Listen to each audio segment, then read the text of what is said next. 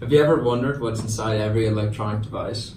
Well, it's a circuit, but what happens within these circuits is very interesting. Ohm's law is what we will use to describe circuitry at a very basic level. Its voltage equals current times resistance. Voltage is measured in volts, current is measured in amps, while resistance is measured in ohms. So voltage is what powers our electronic device, and it usually comes from some sort of battery source.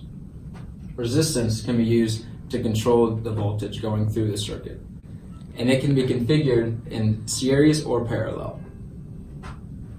The equation can be changed to isolate current to where we can take the voltage divided by the resistance, and then also the resistance can be found by taking the voltage over the current. When first testing V equals IR, we used a battery pack that held 4.65 volts, along with a resistor with a resistance of 1000 ohms.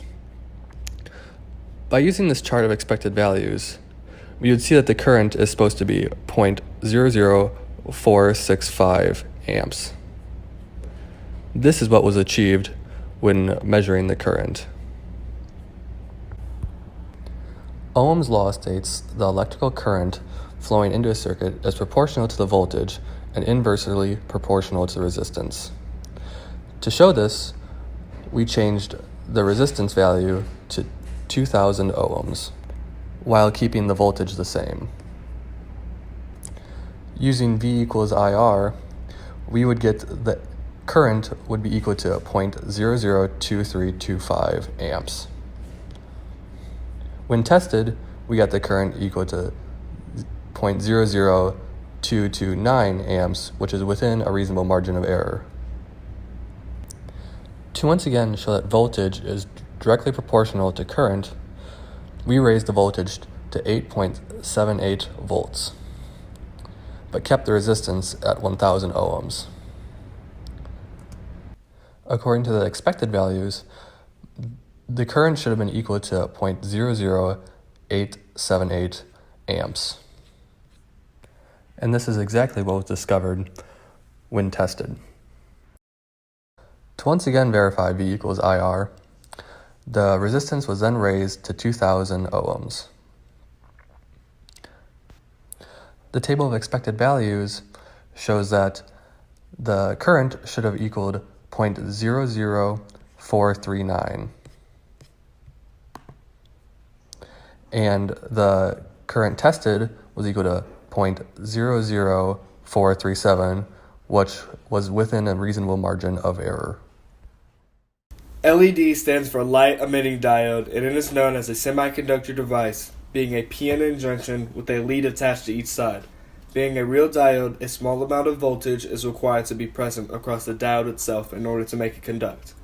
The voltage that is required to make it conduct is based on the materials and the construction of the diode. When the voltage becomes large enough, electrons will then fall into a less energized state and release energy in the form of photons. The material in which it is made will determine the wavelength of the light, which therefore determines the color. Some clever examples of LED lights being used in today's society are cruise ships, who are using LED lights for aisles, steps, and accent lighting.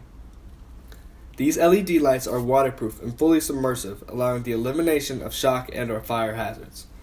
Another good example is commercial window display lights.